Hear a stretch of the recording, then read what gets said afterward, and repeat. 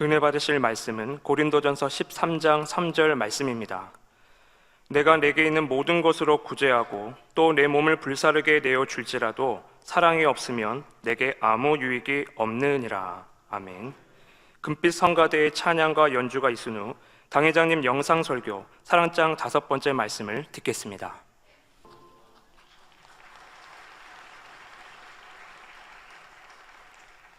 사랑하는 성도 여러분, 이 시간은 사랑장 5번째 시간입니다.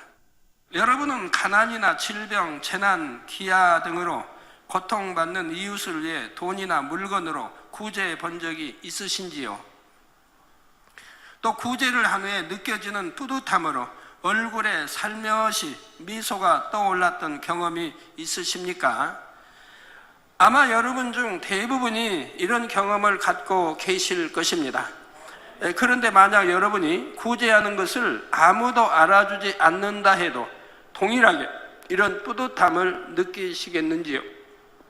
예라고 담대히 대답할 수 있다면 여러분의 구제는 진정한 사랑이 담긴 참된 구제라 할 수 있을 것입니다. 그런데 구제란 자신의 것을 희생하여 이웃을 돕는 것인데 참되지 않는 구제도 있나요? 하고 물으실 분들이 계십니까? 오늘 본문 고린도전서 13장 3절 말씀에 보니 내가 내게 있는 모든 것으로 구제하고 또 내 몸을 불사르게 내어줄지라도 사랑이 없으면 내게 아무 유익이 없느니라 말씀하신 대로 물론 있습니다. 그러면 어떻게 자신의 일부도 아닌 자신에게 있는 모든 것으로 구제하는데도 사랑이 없을 수가 있을까요? 예를 들어 어떤 사람이 어마어마한 액수의 돈을 들여 구제를 했다고 해봅시다. 그런데 아무도 이를 알아주지 않자 서운한 마음이 듭니다. 이 구제를 과연 참되다 말할 수 있겠는지요? 그리고 만약 어떤 사람이 최선을 다해 어려운 이웃을 구제했는데 별로 감사해 하는 것 같지도 않고 오히려 더 많은 것을 요구하고 나옵니다. 저는 이런 일을 참 많이 겪었어요. 구제했더니 다음에 또 손 벌리고 또 더 도와달라고 이런 일들을 참 여러 번 겪었습니다. 자, 이럴 때 어떻게 그럴 수가 있나? 내가 무엇하러 그렇게 힘써서 구제했던가 하고 서운해하며 후회한다면 애초에 그 구제는 아무 조건 없는 사랑으로 한 것이라 할 수가 없지요. 이처럼 아무리 자신의 전부를 내어주는 구제를 했다 해도 선으로 하고자 했던 처음 마음이 변질된다면 그 구제는 참 사랑으로 행한 구제라 할 수가 없다는 사실입니다. 보통 연말이 되면 많은 단체나 개인들이 방송사나 신문사를 통해 불우이웃을 위한 헌금을 기부합니다. 어떤 이들은 많게는 억대의 성금을 기부하기도 하죠. 오늘날은 100억대까지도 하는 데도 혹여 있긴 있죠. 그런데 기부자의 실명이 공개되지 않는다고 해도 변함없이 구제를 할까요? 아마 그렇지 않은 경우가 많을 것입니다. 저희도 작년 수해 이런 했으면 구제 안 했나요? 언론 신문사에도 있고 했지요. 그지만 여러분들에게 공포도 안 했죠. 물론 모든 기부자가 다 그렇다는 것은 아니지만 때로는 자신들의 이름이 기부자 명단에서 빠진 것을 방송사나 신문사에 항의하는 경우도 있다고 합니다. 세상 사람들만 그런 것이 아니라 주님을 믿는다 하는 이들 중에도 내가 직분자요 이만큼 사랑이 많은 사람임을 드러내고자 형식적인 구제를 하는 경우도 있는 것입니다. 이런 구제는 아무리 자신의 물질과 시간 등 모든 것으로 구제했다 해도 정작 중요한 사랑은 없고 형식만 있으므로 행한 것에 대해 축복과 상급을 받을 수가 없습니다. 마태복음 6장 1절에서 2절에 보면 예수님께서도 사람에게 보이려고 그들 앞에서 너희 의를 행치 않도록 주의하라. 그렇지 아니하면 하늘에 계신 너희 아버지께 상을 얻지 못하느니라. 그러므로 구제할 때 외식하는 자가 사람에게 영광을 얻으려고 회당과 거리에서 하는 것 같이 너희 앞에 나팔을 불지 말라. 진실로 너희에게 이르노니 저희는 자기 상을 이미 받았느니라 하고 말씀하셨지요. 구제하고 드러내고 자랑하려고 하면 이미 사람들에게 칭찬과 다 받았다 이 말. 그래서 하늘나라에서는 줄 것이 없다 이 말입니다. 이처럼 사람에게 영광을 받으려고 외식함으로 구제하면 구제하는 그때 사람에게 칭찬을 받을 수는 있어도 장차 하나님께는 받을 상이 없다는 것이지요. 우리가 먹으나 입으나 마시나 영광은 오직 하나님께 돌려야 되는 거 아시죠? 그런 구제는 하나님을 위한 것도 이웃을 위한 것도 아닌 자신을 위해 한 것이므로 아버지 하나님 편에서 상을 주실 명목이 없기 때문입니다. 그렇기 때문에 사랑이 없으면 아무리 자신의 모든 것을 내어주는 구제라 할지라도 아무 유익이 없다 말씀하시는 것이죠. 이런 형식적인 구제를 하는 사람은 칭찬을 받을수록 그 마음이 점점 높아질 뿐이고 더 나아가 계속해서 이생의 자랑을 취해 나갑니다. 하나님께서 만약 이런 사람에게 축복을 주신다면 자신을 하나님께 합당한 사람으로 여길 수도 있지요. 그러면 마음의 할례를 해 나가지 않으므로 결국 자신에게 해가 될 수도 있다는 사실입니다. 여러분, 아무리 충성봉사해도 마음에 할례하지 않으면 하나님과는 상관이 없는 거예요. 충성봉사가 믿음으로 한 것도 아니기 때문에 하나님과는 상관이 없어요. 마음에 할례하면서 충성봉사할 때 그 행함이 믿음으로 하는 것이기에 그것이 상이 되고 축복이 가는 거예요. 그래서 마음에 할례하지 않고 열심히 충성하고 하면 제가 지금까지 지켜본 그런 분에게 보이는 축복은 주신 것을 봅니다. 그러지만 그 축복이 이제 어떠한 경우에 자기 유익조차 하나님 멀리한다든가 여러 문제가 생길 때는 거두어지는 것을 보게 돼요. 그래서 마음에 할례하지 않으면 하나님과 상관이 없는 거예요. 눈에 보이게 좀 충성했으니까 그때는 주신다 이 말입니다. 그렇지만 그러나 영원한 축복이 아니라 이 말입니다. 그가 마음을 변개해서 할례하지 않으니까 마음을 변개할 때가 오죠. 그럴 때는 다 무너져 버리고 만다 이 말입니다. 그렇기 때문에 아버지 하나님 편에서는 아무리 축복을 주고 싶어 하셔도 주실 수가 없습니다. 오히려 주시면 오히려 그것이 망하는 길로 가게 된다 이 말입니다. 축복을 육적인 축복 받으면 오히려 하나님을 등지고 멀리하고 충성이 식어지고 하게 된다 이 말입니다. 그러면 진정한 사랑으로 하는 참된 구제는 과연 어떤 구제일까요? 예수님께서는 마태복음 6장 1절에서 2절에 외식에 대해 엄히 경계하신 후 3절 4절에 너는 구제할 때 오른손에 하는 것을 왼손이 모르게 하여, 한 몸에 달려있는데 오른손이 하는 것을 왼손이 모르게 하라고 하면 과연 어떠한 말씀이겠습니까? 내 구제함이 은밀하게 하라. 은밀한 중에 보시는 너희 아버지가 갚으시리라 말씀하시며 어떻게 구제해야 하는지를 가르쳐 주십니다. 바로 은밀하게 하라 말씀하시죠. 자, 그런데 혹여 여러분들 중에 그럼 구제한 것이 남들에게 알려지면 상을 받을 수 없다는 것인가? 구제한 것을 밝히면 무조건 진실치 못한 구제인가? 하고 오해하실 분이 계신지요? 오른손에 하는 것을 왼손이 모르게 하라는 것은 그런 의미가 아닙니다. 그래서 오른손에 하는 것을 왼손이 모르게 하라는 것은 그런 의미가 아닙니다. 바로 남에게 보여 칭찬받으려고 구제하는 일이 없도록 칭찬받기 위해서, 또 나는 이런 사람이다, 나를 알아달라, 나는 이렇게 선을 베푸는 사람이다, 그런 마음으로 하지 않도록, 구제하는 일 없도록 그만큼 자신의 마음을 철저히 지키라는 의미이지요. 오직 마음에서 우러나는 진실한 사랑으로만 이웃의 유익만을 위해 구제하라는 말씀인 것입니다. 이처럼 이웃을 사랑하여 구제하는 사람은 누가 알아주든 알아주지 않든 상관하지 않습니다. 자기 드러내려고 하고 알리려고 그래서 구제한 게 아니니까요. 구제를 함으로써 이웃의 형편이 나아진다면 그것이 기쁜 것이지, 선행이 드러나 남들에게 칭찬을 받으면 오히려 민망하게 여기죠. 주님으로부터 값없이 받은 은혜가 너무나 크기에 어찌하든 자신도 베풀기 원하는 마음이기 때문입니다. 자, 또한 사랑과 선행을 너무나 기뻐하시는 주님께서 얼마나 기뻐하실까 하는 생각에 자신도 기쁜 것이고요. 더구나 은밀한 중에 보신 아버지 하나님께서 행한 대로 축복과 상급으로 갚아주실 것을 믿게 더욱 행복합니다.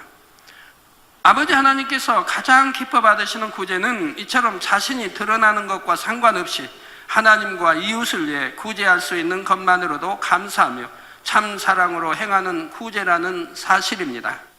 아버지 하나님께서는 잠언 15장 3절에 여호와의 눈은 어디서든지 악인과 선인을 감찰하시느니라 말씀한 대로 아무리 은밀히 행하는 선행이라도 놓치지 않으시고 반드시 축복과 상급으로 갚아주십니다.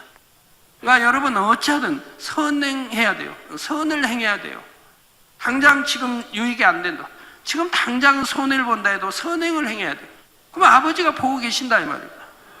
내가 악한 생각, 악한 행함, 또 유익을 위해서 어떤 악한 행동이 나왔다면 하나님은 보시되 너는 악인이다 하신다 이 말이에요. 악인이다 하시면 하나님이 너는 내 아들이다, 내 백성이다 라고 하시지 않는다 이 말입니다. 너는 마귀의 자녀다 하신다 이 말입니다.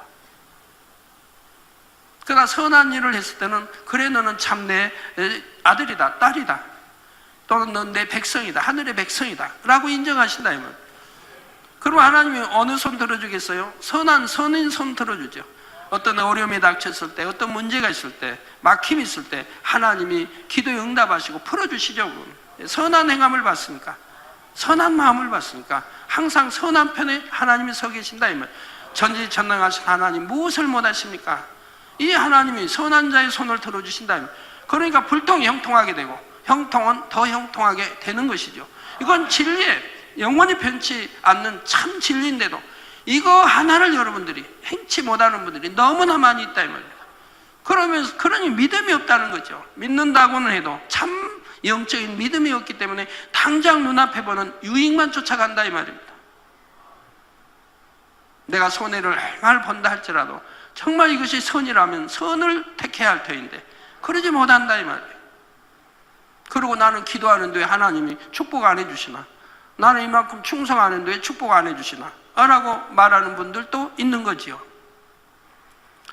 사도행전 10장에 나오는 고넬료는 이런 축복을 받은 대표적인 인물이죠. 그는 이방인이랄지라도, 하나님은 이방인이랄지라도 안 입으십니까? 다 지켜보지요. 66억의 모든 인구 하나님이 하나하나 다 지켜보시는 겁니다.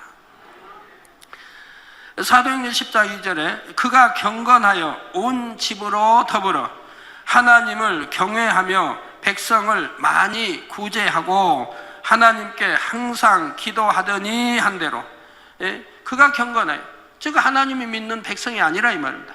그런데도 그가 경건하여 온 집으로 더불어 하나님을 경외하며, 이게 본인뿐이 아니라 가족까지 다 하나님을 경외한다.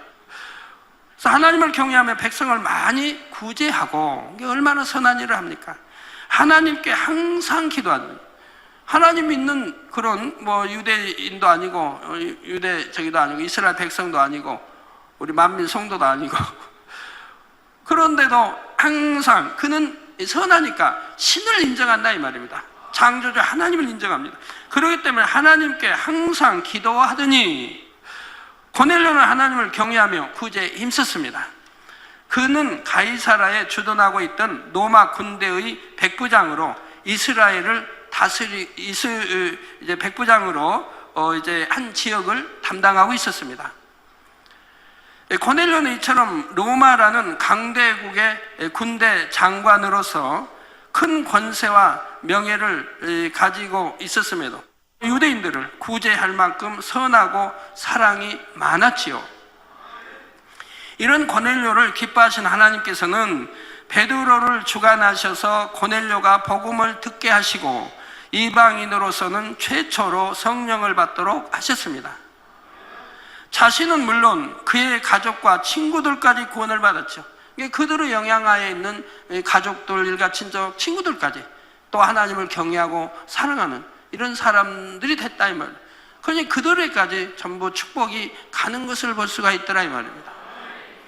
마치 작은 보석이 많은 모래들과 섞여 있어도 빛이 비치면 보석의 강렬한 반짝임으로 인해 수많은 모래알 속에서 보석이 드러나듯이 진실한 선과 사랑을 가진 자녀는 아버지 하나님의 눈에 확연히 보이게 된다는 사실입니다.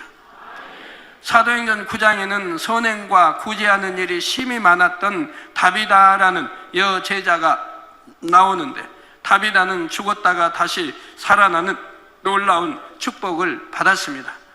다비다의 선행과 구제가 얼마나 진실했던지 베드로가 다비다의 시체를 누인 곳에 다다르자 39절 후반절에 모든 과부가 베드로의 곁에 서서 울며 도루가가, 즉 다비다가 저희와 함께 있을 때 지은 속옷과 겉옷을 다 내어 보이거늘 한대로 다비다의 선행을 말하며 다비다의 죽음을 진심으로 안타까워했습니다. 즉 선행을 많이 베풀었다 이 말입니다. 이처럼 선행과 구제를 통해 큰 축복을 받은 고넬료와 다비다의 공통점은 하나님을 뜨겁게 사랑하여 늘 기도하고 이웃을 사랑하여 구제에도 힘썼다는 사실입니다. 즉 선한 마음을 가졌고 행함으로 보여주었지요. 이러기 때문에 죽은 자였더라도 많은 이들이 지금 이 여인에 대해서 지금 칭찬한다 이 말이에요. 이렇게 선을 베풀었고, 그러니까 감동함을 받은 베드로가, 감동을 받았다면 성령이 역사를 한 거죠. 베드로가 기도해 주니 살아났다 이 말입니다. 이스라엘도 소경이 참 많았습니다. 문둥병자도 많았습니다. 그런데도 문둥병자 하나도 치료받지 못했다 이 말이에요. 성경에 나오지 않아요? 오직 이방인 나만 장군만 치료를 받았다 이 말입니다. 이렇게 하나님이 치료하는 이유가 있다면, 소경들도 많았습니다. 그러나 다 치료받은 게 아니죠. 소경일지라도 반드시 주님 앞에 나와서 강청했을 때 치료가 받았습니다. 멀리 떨어져 있는데 부모가 되시나 내 아들이 소경이니 기도해 주세요. 그래서 치료받았나요? 아닙니다. 그건 치료하지 않는다 이 말이에요. 본인의 믿음으로 나와야 된다 이 말이에요. 그리고 그 본인이 믿는다고 소경이 눈 뜬 게 아닙니다. 그가 정말 선한 자여야 한다 이 말이에요. 그래서 성경에 보면 이 소경이 눈 떴을 때 얼마나 그 마음이 선합니까? 부모는 두려워서 내 아들이 정말 이렇게 누구 예수를 치료받았냐 물어도 부모는 두려워서 대답 못 하잖아요. 자기 아들이 참 소경이 보게 되는 축복을 받았으니까 담대하게 간증해야 되는데 부모는 두려워서 못 하잖아요. 그 아들에게 물어보시라고. 자기 아들에게 직접 물어보라는 거죠. 그 아들이 모르니까 아들은 뭐라고? 오히려 그들을 깨우쳐주는 거죠. 이렇게 날 때부터 태어난 나, 이 소경이 눈을 떴다 하면 누가 했겠느냐? 누가 나를 치료했겠느냐? 그 사람이 누구겠느냐?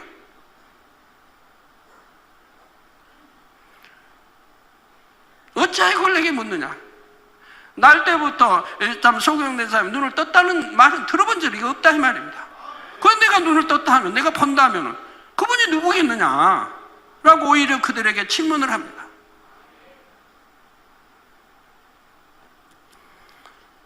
자기도 합니다. 그렇게 참 기도받아 이렇게 눈 뜨고 했다고 자기가 하면은 자기도 위험할까 합니다. 그런데도 담대하게 하지 않습니까? 이런 선, 경계하지 않는 참 진리, 이런 선을 가진, 그리고 믿음을 가지고 소경이도 나왔으니 기도해줘서 치료받은 것이라 이 말입니다. 그렇지 다 받은 게 아니라, 주님 앞에 나온다고 다 해준 게 아니라 이 말.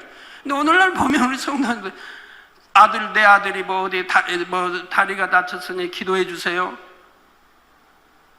본인은 왜 못 오나요? 본인이 믿음으로 와서 기도를 받아야 바로 역사가 되는 건데, 본인이 믿음이 없으니까 본인은 못 오고, 내 남편이 이렇게 기도해 주시면 나을 줄 믿습니다. 본인이 남편이 믿음이 있다면 직접 나와서 기도 받을 거 아닙니까? 그리고 나을 줄 믿습니다 한다면, 진리하고 반대로 말한다면, 진리는 내 믿음대로 되라. 믿는 자에게 역사하는데, 직접 나오지 못하는 경우가 성경에 나옵니다. 대신 기도받는 경우, 그것은 지금 죽어가고 있다든가, 자기 딸이 지금 당장 죽어가고 있다든가, 아니면 정신 이상, 귀신이 들렸다나, 이런 경우는 나올 수가 없지요 본인이. 그래서 부모가 대신 사랑과 믿음을 가지고 간구합니다. 아니면 내 하인이 지금 중풍으로 꼼짝도 못한다면, 지금같이 휠체어가 있어서 싣고 올 수 있는 상황도 아니고, 그럴 때 그 백부장, 그 주인 되는 분이 나와서 믿음으로 강청한다 이 말입니다. 아니면 장로들을 보내서 강청한다 이 말입니다. 그래서 그 주인의 선함과 또 이렇게 그 믿음과 행함을 보고 우리 주님이 역사하신다 이 말입니다. 그런 경우 본인이, 그러니까 여러분도 만약 뇌출혈로 쓰러져서 병원에 입원했다 그러면 본인이 믿음을 내보일 수 없지 않습니까? 그런 경우는 대신 가족이 나와서 기도를 받는 것이죠. 이런 경우들이 아니라면, 또 귀신이 들렸다든가 정신 이상이 이런 경우가 아니라면 본인들이 나와서 믿음으로 기도를 받아야 된다 이 말이에요. 우리 아버지 지금 3기여서 고통이 심해서 기도받으러 못 나오는데 기도 좀 해주세요. 살고자 한다면, 믿음이 있다면, 기도받으면 내가 낫는다는 믿음이 조금이라도 있다면 어찌 고통스럽다고 나오지 않겠습니까? 천리길이라고 해서 오지 못하겠습니까? 낫는다는 믿음이 있다면. 그러면 저기 병원에, 저기 서울대 병원에 거기 가서 수술 받자면 올 거 아닙니까? 그건 돈 들어도 멀어도. 이게 믿음도 없는 분들을 기도해달라고 찾아온 분들이 참 많이 있어요. 가족들이 스스로 얼마든지 믿음 있으면 나와서 기도받을 수 있는데도 본인들은 믿음이 없는데 대신 이렇게 하고 기도해주면 나을 줄 믿습니다. 아니, 얼마나 안타까운 일이에요. 그래서 늘 다른 데서 설명해도 고쳐지지 않냐고 지금도 많은 분들이 그렇게 하기 때문에 저는 기도하는 숫자가 날로 날로 불어나는 거예요. 그 기도한 대로 영광을 돌리면 좀 좋습니까만은 믿음 없이 기도받으니 영광을 돌리지 못하지요. 그 믿음은 행함이 따르기 때문에 믿음이 있다면 바로 알게 됩니다. 자, 또한 다비다는 여제자라 불린 것으로 볼 때 복음 전파에도 힘썼을 것을 알 수 있고요. 우리 많은 성도님들도 하나님을 뜨겁게 사랑하시니 어찌하든 하나님 나라의 보탬이 되고자, 그리고 목자가 많은 교회들과 가정들을 구제하는데 힘이 되어 주시고자 열심히 일하여 모은 것을 하나님께 드리고 또 드리는 것을 봅니다. 그것을 모아서 얼마든지 좋은 집, 좋은 옷, 좋은 음식을 누릴 수 있는데도 하나님을 사랑하고 목자를 사랑하며 내 형제 자매를 사랑하니 그 모든 것을 다 포기하고도 너무나 기뻐하시지요. 아버지 하나님께서는 이처럼 진액을 다하시는 여러분의 마음을 받으시고 이 땅에서 영육간의 좋은 것들로 풍성히 채워주실 뿐 아니라 천국에서 아름다운 처소를 예비해 주시되 당연히 최상의 것들로 예비해 주시는 것입니다. 그러므로 우리 성도님들은 사람에게 칭찬받기 위한 구제가 아니라 그 사랑의 향이 오직 하나님 앞에 상달되는 구제에 힘쓰심으로 영육간의 풍성한 축복을 누리시기 바랍니다. 성도 여러분, 이런 진실한 사랑의 구제를 하기 위해서는 결국 마음의 선과 사랑을 이루어야 합니다. 마음의 선과 사랑이 임하면 그만큼 더 진실하고 참된 사랑의 구제를 할 수가 있지요. 뿐만 아니라 마음의 선과 사랑이 임한 만큼 성령의 음성도 더 밝히 들을 수 있게 더 온전한 구제를 할 수 있게 된다는 사실입니다. 성령의 주관, 인도를 받는 것이 중요한 이유는 주 안에서의 구제는 세상의 구제와는 다르기 때문에 하나님의 뜻대로 순종할 때 온전한 구제를 할 수 있기 때문이지요.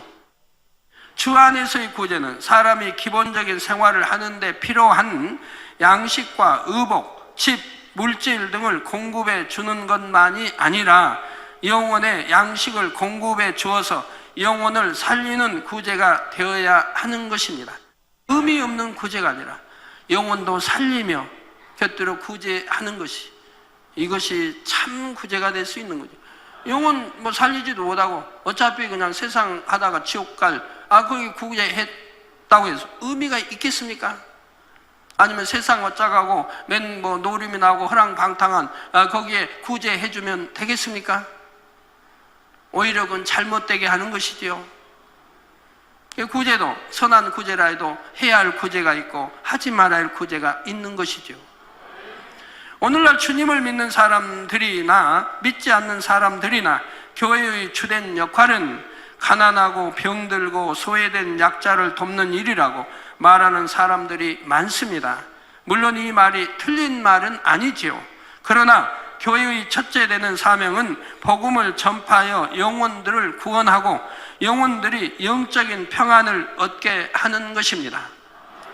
구제의 궁극적인 목적도 결국은 여기에 있는 것이고요. 육적인 생명만을 위한 구제는 이 땅의 삶에 잠시 위로를 줄 수는 있지만 결과적으로 볼 때는 영혼을 구원할 수가 없기 때문에 사랑 없는 구제처럼 아무 유익이 없다는 사실입니다. 그래서 성경에도 보면 구제하되 될 수 있으면 믿는 가정들에게 구제하기를 당부하고 있죠. 신약에도. 그러므로 구제를 할 때는 성령의 주관을 받아 적절한 상대에게 알맞는 구제를 하는 것이 중요합니다. 여러분 이웃에 보면요, 또 선한 사람들이 있거든. 하나님을 안 믿는데도 선하다면 저 사람은 내가 열심히 어려우니까 구제해주고 도와주면 정말 마음의 문을 열고 전도받아서 구원받겠구나 한다면 여러분 그런 데는 열심히 또 구제하려고 하겠죠. 그 영혼을 구원하기 위해서, 구제도 겸해서 영혼을 구원하기 위해서.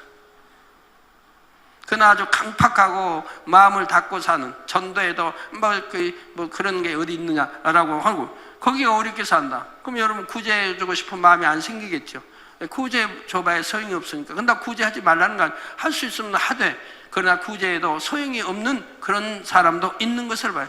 그러나 구제니 너무 감사해서 눈물 흘리고 마음의 문을 열고 천도도 받아들이는 이런 사람들이라 하면 얼마든지 구제할 수 있지 않겠습니까? 적절하지 않는 구제는 구제받는 사람으로 하여금 오히려 주님을 더 멀리하게 만들기도 하고 자칫하면 사망의 길로 가게 할 수도 있기 때문입니다. 예를 들어 간혹 어떤 사람들은 신앙생활은 안중에도 없고 구제받는 것만을 위해 교회에 오는 등 교회의 선한 의도를 악용하려는 목적으로 교회에 오는 경우도 있지요. 자, 이런 경우에 구제를 한다 해도 상대방이 오히려 하나님을 서운케 만들도록 돕게 됩니다. 그렇기 때문에 이런 사람들을 무조건 구제해 준다면 교회만 어려움을 당할 뿐 아무런 유익도 되지 않지요. 믿음이나 선한 마음이 조금이라도 있다면 구제를 받을 때 하나님께 감사하고 교회에 감사하여 그래도 신앙생활을 잘해서 구원받기 위해 교회에 나올 것입니다.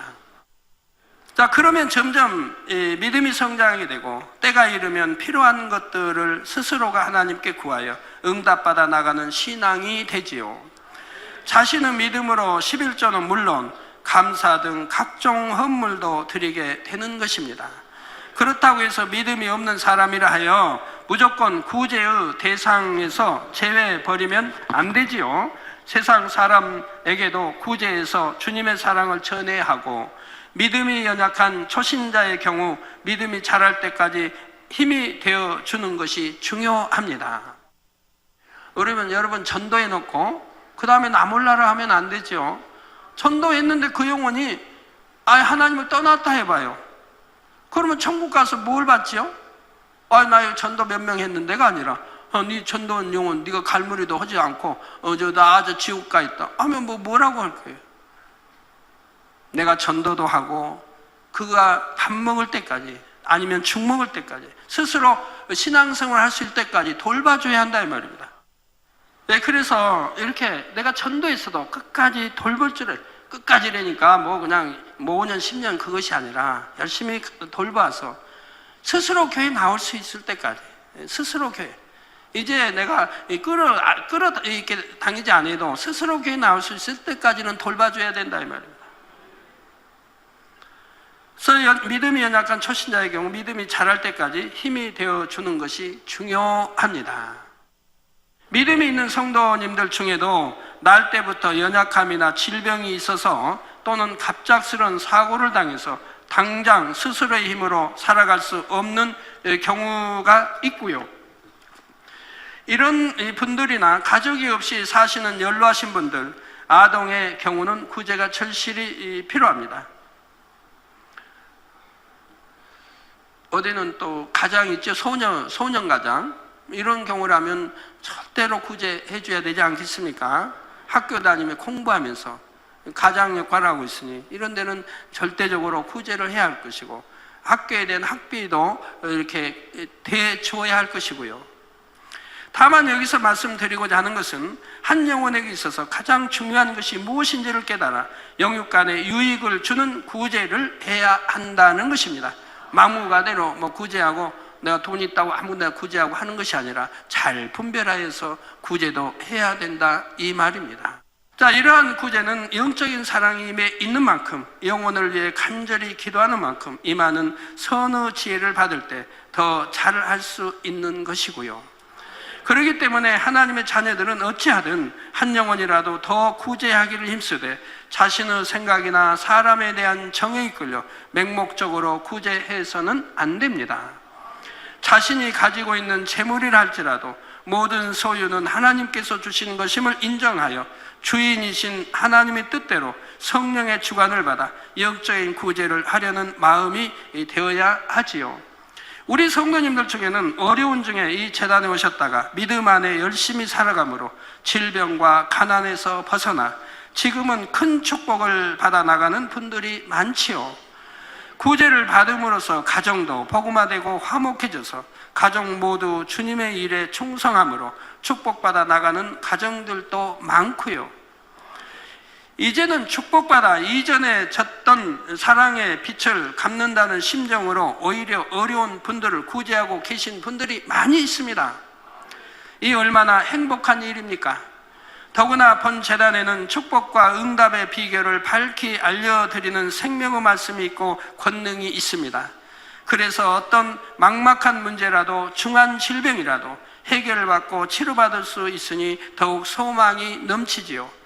저 또한 7년간의 질병으로 건강도 가정의 화목도 물질도 다 잃고 절망 속에 있을 때 주님을 만났습니다.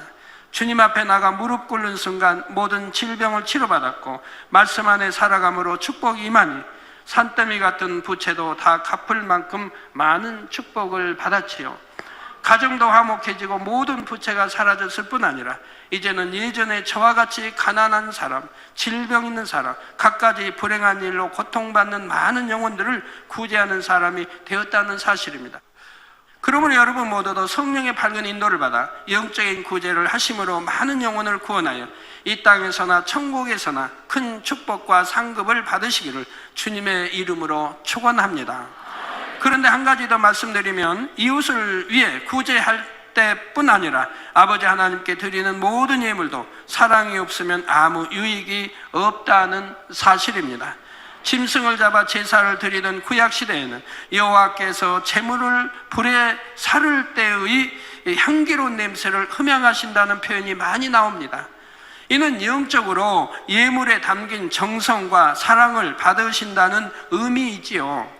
이처럼 아버지 하나님께서는 예물 자체보다 예물을 드리는 사람의 마음의 향을 받으시는 것입니다.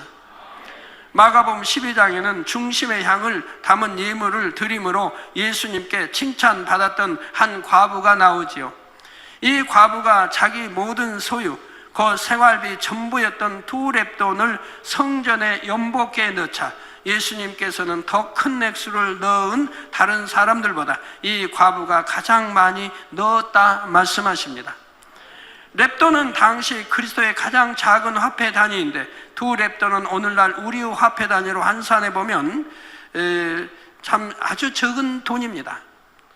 뭐 한 10,000원이 될까요? 그러나 2000년 전과 지금 환산할 수는 없지요.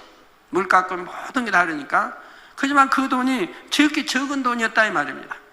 예수님께서는 왜 많은 돈을 넣은 사람들이 아니라 2렙돈이라는 작은 돈을 드린 과부를 칭찬하셨을까요? 마태복음 6장 21절에 예수님께서는 내 보물이 있는 그곳에는 내 마음도 있느니라 말씀하셨습니다. 따라서 과부가 자신의 생활비를 전부 드렸다는 것은 과부의 마음 전부가 우리 하나님께로 향해 있다는 표현이 되지요. 과부는 결코 억지로나 사람을 의식함으로가 아닌 마음 중심의 사랑으로 행한 것이었습니다. 이처럼 예물을 바라보시는 아버지 하나님의 저울은 사람의 생각과 다르다는 사실입니다. 그러므로 여러분 모두는 11조와 감사헌금, 건축, 선교, 구제헌금 등 각종 예물을 드리실 때마다 이 정도면 되겠지 하는 적당한 마음이 아니라 그 무엇보다도 여러분의 마음과 사랑 전부를 담아 드리실 수 있기를 바랍니다. 사랑하는 성도 여러분, 결론 말씀드립니다. 마태복음 25장 34절 후반절에서 36절에 보면 우리 주님께서 심판 때 의인들에게 내 아버지께 복받을 자들이여 나와 창세로부터 너희를 위하여 예비된 나라를 상속하라. 내가 줄일 때 너희가 먹을 것을 주었고 목마를 때 마시게 하였고 나그네 되었을 때 영접하였고 벗었을 때 옷을 입혔고 병들었을 때 돌아보았고 옥에 갇혔을 때 와서 보았느니라 하고 칭찬하시는 장면이 나옵니다. 이 말씀을 들은 의인들은 우리가 어느 때 주님께 그리 행하였느냐고 묻지요. 오히려 의인들은 오히려 제가 언제 그런 일을, 선한 일을, 그렇게 주님을 그렇게 참 돕는 일을 했습니까? 라고 묻는다 이 말입니다. 그러자 주님께서는 내가 진실로 너희에게 이르노니 너희가 여기 내 형제 중에 지극히 작은 자 하나에게 한 것이 곧 내게 한 것이니라 하고 말씀합니다.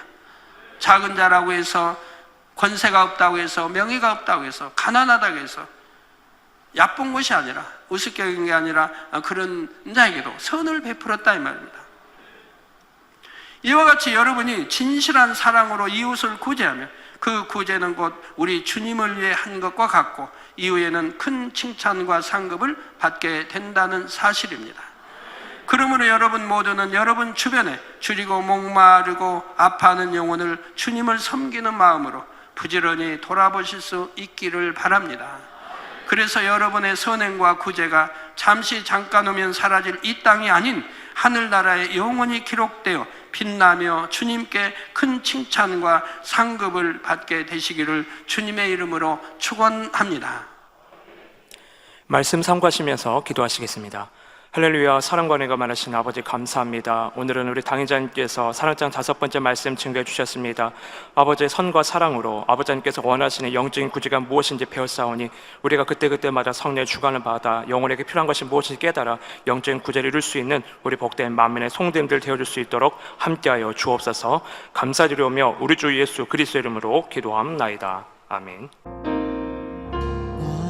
涙の中おらる主愛の主それは命与える救いの